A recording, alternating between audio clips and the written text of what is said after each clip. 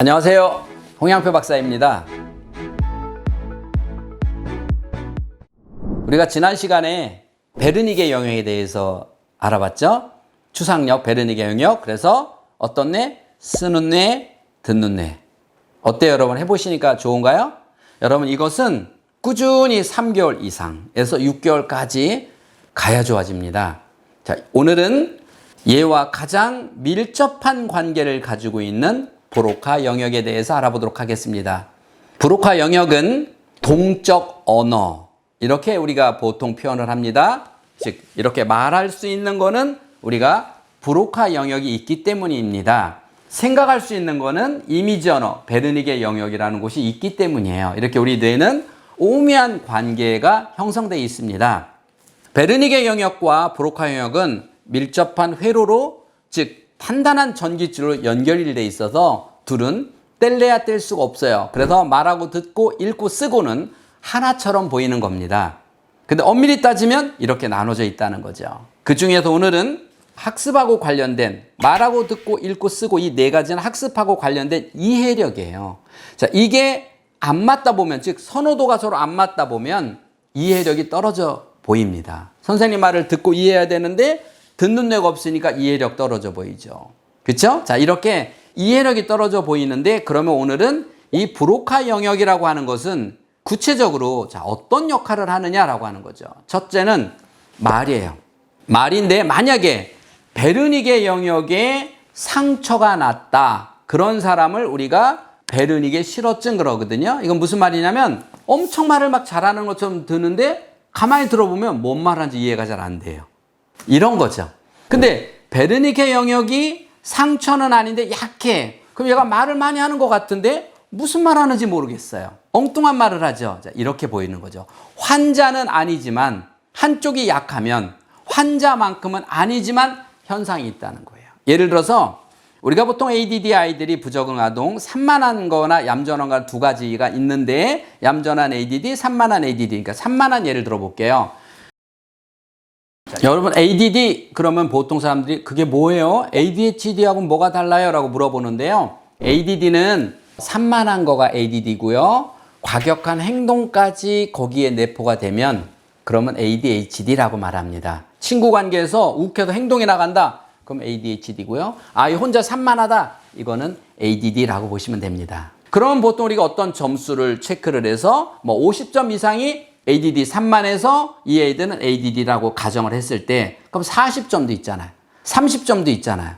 얘네들은 그러면 환자는 아니지만 정상 범주 중에서 상당히 산만한 애들이죠. 그런데 이런 아이들을 데리고 병원에 가면 병원에서는 환자냐 아니냐를 찾기 때문에 얘를 측정해서 테스트했을 때 48점이면 아, 어머니 얘는 ADD 아닙니다, 걱정하지 마세요. 그 어머니 너무 행복해하는 거예요. 행복하죠. 환자가 아니니까. 그러나 얘는 경계라는 거죠. 산만하다는 거예요. 자, 이렇게 우리가 언어에서 말을 잘하고 생각이 없는데 얼마큼 없느냐 생각이, 또 말을 잘하는데 얼마큼 정말 좋은 단어들, 거기에 합당한 단어를 찾아서 함축해서 최대한 단시간에 상대를 설득할 수 있느냐, 우리가 흔히 말하는 면접이죠.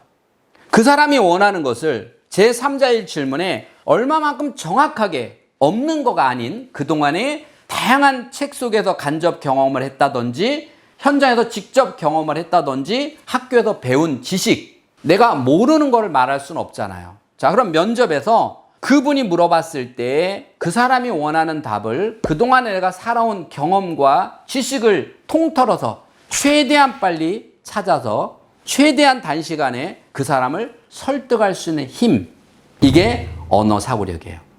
언어 사고력이 떨어지면 어떻게 되겠어요? 생각은 많이 있어요. 이미지 언어. 생각은 많은데 말로 술술술술 나오질 않죠. 그러면 어떻게 될까요? 화가 나죠. 짜증나죠. 그래서 언어가 약한 아이들의 특징이 욱한다 그래요. 그리고 언어가 더 안 되는 애들은 행동이 과격한 걸 눈으로도 금방 확인할 수가 있습니다. 그래서 이렇게 생각과 언어의, 즉 베르니게와 브로카 영역이 서로 밸런스가 맞지 않으면, 즉 유기적 관계가 되지 않았을 때 언어가 약한 아이들은 어떤 현상이냐? 욱한다. 즉 브로카보다 언어가 높은 아이들은 입만 사른 현상이 보이지만 역으로 얘가 약한 애들은 욱해요. 자, 그러면 이런 아이들은 말 대신 행동이 앞선다는 거죠. 그래서 훨씬 더 이거보다 심한 아이들은 과격한 행동이 앞서는 거죠. 자, 이렇게 언어가 약한 아이들은 어려서는 행동이 앞서고 청소년도 욱하는 게 있지만 가장 큰 문제는 학습적인 문제에서 이해력이 떨어진다는 거예요. 다시 말해서 공부는 두 가지를 통해서 합니다. 첫째, 배우죠. 즉 시각과 청각을 통해서 이해를 하려고 해요. 두 번째는 읽잖아요. 그렇죠? 글을 읽고, 그렇죠? 분석을 해서 사고력, 분석을 해서 얼만큼 상대방이 원하는 것을 내가 쓸 수 있느냐라고 하는 이 두 가지의 개념인데, 그럼 두 번째, 말을 못하면 그러면 얘가 학습 능력이 좋을까라고 하는 거예요. 즉 브로카 영역이 떨어져서 발음이 부정확하거나 언어가 늦었거나 혹은 독서 교육이 제대로 이루어지지 않아서 브로카가 약한 아이들은 결국은 이해력이 떨어지는 것처럼 보인다. 그래서 언어가 늦은 아이들의 또 발음이 안 좋은 아이들의 대부분은요, 한번 보세요. 한글이 늦어요. 한글이 늦는 아이들은요, 대부분 이 국어에 대한 이해력이 떨어져요. 그래서 아이들에게 브로카 영역이 약한 애들은 두 가지. 설득력이 안 되니까 나중에 면접 보러 갔을 때 손해볼 수도 있고, 그거로 인하여서 책을 읽고 이해하는 능력이 떨어져요. 그럼 모든 거는 아까 했죠? 듣는 뇌. 아무리 잘 들어도 내가 책을 읽고 이해가 안 된다면 성적은 한계가 있겠죠.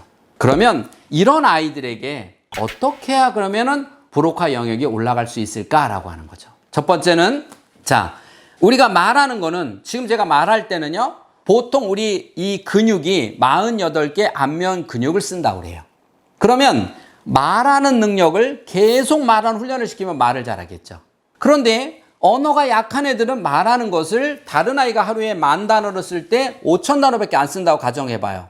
이런 아이들은 하루에 매일같이 10,000보를 걷는 사람과 5,000보를 걷는 사람과 누가 더 건강하겠냐는 거예요. 다시 말해서 책을 읽고 이해가 안 되는 아이들은 책 읽는 훈련을 시켜야 되는데, 생각, 즉 베르닉의 영역이 브로카 영역보다 높으면, 유기적 관계가 아니라 높으면 생각이 앞서가죠. 그래서 책을 읽을 때 만화책 읽듯이 읽어요.